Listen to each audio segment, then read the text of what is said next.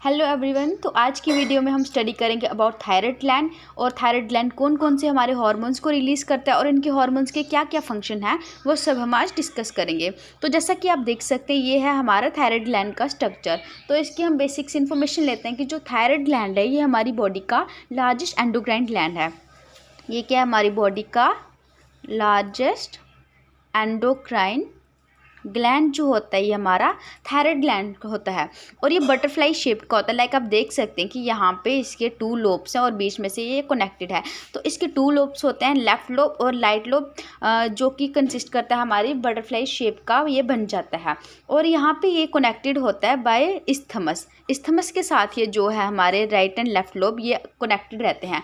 और जो ये होते हैं ये 5 सेंटीमीटर लॉन्ग होता है और 3 सेंटीमीटर जो है ये वाइड रहता है।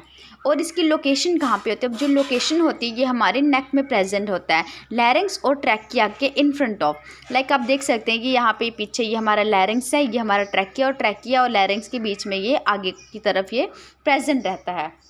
उसके बाद हम देखेंगे कि इसकी आर्टीरियल सप्लाई कौन सी होती है, मीन्स कि इस जो थायराइड ग्लैंड है इसको सप्लाई कौन करता है। तो इसको जो सप्लाई करता है वो हमारे superior and inferior thyroid arteries. जो हमारा थायराइड ग्लैंड है उसको जो आर्टीरियल सप्लाई हमारी रहती है वो superior and inferior thyroid arteries के थ्रू जाती है। देन हम देखेंगे कि इसकी वेनस ड्रेनेज, जो भी इसका वेनस ड्रेनेज होती है वो इसकी रहती है internal jugular vein. Internal jugular vein. तो हमने अभी तक पढ़ा कि जो थायराइड ग्लैंड है ये हमारी बॉडी का लार्जेस्ट एंडोक्राइन ग्लैंड होता है। ये बटरफ्लाई शेप का होता है जो कि 5 centimetre long and 3 centimetre wide रहता है। और जो इसके लोब्स हैं left lobe and right lobe जो है वो कनेक्टेड रहते हैं बाय इस्थमस। इस्थमस के साथ ये कनेक्टेड रहते हैं। ये हमारे नेक में प्रेजेंट होता है, लैरिंक्स और ट्रैकिया के सामने ये हमारा जो प्रेजेंट होता है। और इसकी जो आर्टीरियल सप्लाई होती है वो होती है superior and inferior thyroid arteries के थ्रू। और जो इसकी वेनस ड्रेनेज होती है वो उसकी होती है इंटरनल जुगुलर वेन। अब हम स्टडी करते हैं कि ये हार्मोन्स कौन कौन से सिक्रीट करता है। तो हार्मोन्स जो इसके होते हैं ये 3 हार्मोन्स को सिक्रीट करता है। एक तो आगे हमारा T3 ट्राई आइडोथोरनिन, सेकेंड हम आता है T4 जिसको हम थोरक्सिन भी बोलते हैं। देन आता है हमारा कैल्सिटोनिन। तो जो ये 3 हार्मोन्स है, ट्राई आइडोथोरनिन, थायरॉक्सिन जिनको आप T4 बोलते हैं, देन हमारा कैल्सिटोनिन, ये 3 हार्मोन्स है जो कि हमारा थायराइड ग्लैंड रिलीज़ करता है। अब हम देखेंगे कि जो ये 2 हार्मोन्स है इनकी फॉर्मेशन के लिए हमारा आयोडीन नेसेसरी है। अगर आयोडीन नहीं होगा हमारी बॉडी में प्रॉपर अमाउंट में तो ये इनकी प्रोडक्शन नहीं होगी। और जो कैल्सिटोनिन है इसकी प्रोडक्शन के लिए हमें किसी भी टाइप के आयोडीन की नेसेसरी या नीड जो है वो नहीं रहती है। तो ये हमारा जो होता है प्रोटीनिशियस हार्मोन होता है। प्रोटीनिशियस हार्मोन होता है जो हमारा थायराइड ग्लैंड होता है। इसके अंदर हमारे जो छोटे छोटे क्या रहते हैं, फॉलिक्यूलर सेल्स रहते हैं। फॉलिक्यूलर सेल्स रहते हैं और फॉलिक्यूलर सेल्स के अंदर ही हमारे जो T3 हार्मोन है और T4 हार्मोन है इनकी सिक्रीशन होती है।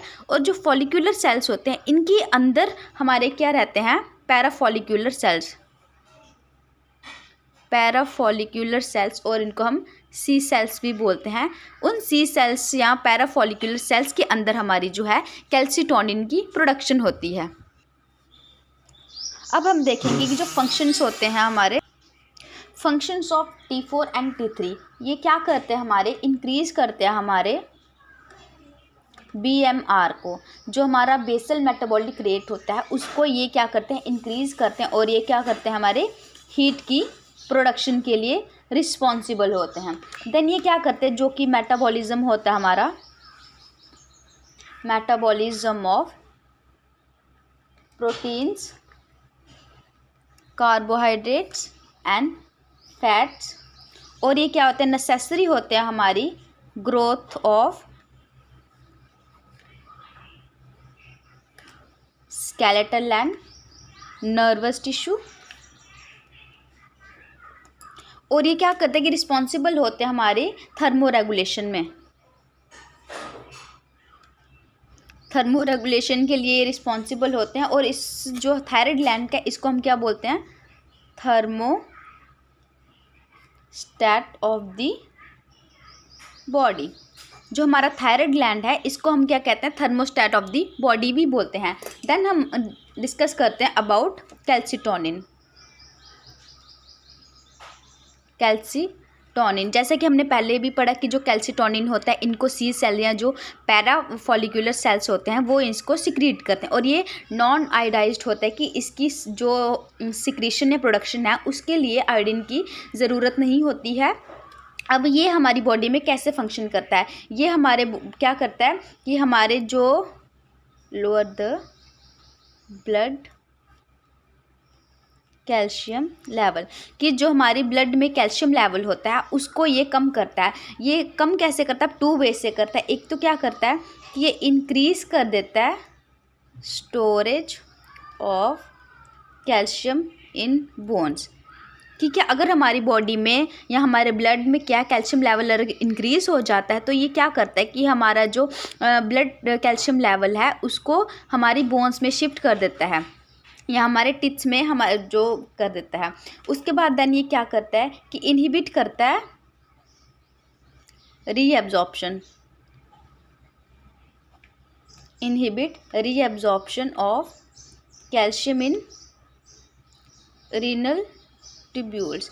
ये क्या कर देता है, इनहिबिट करता है reabsorption of calcium in the renal tubules. और जो करता है कैल्शियम को क्या करता है, एक्सक्रीट आउट कर देता है हमारी बॉडी से।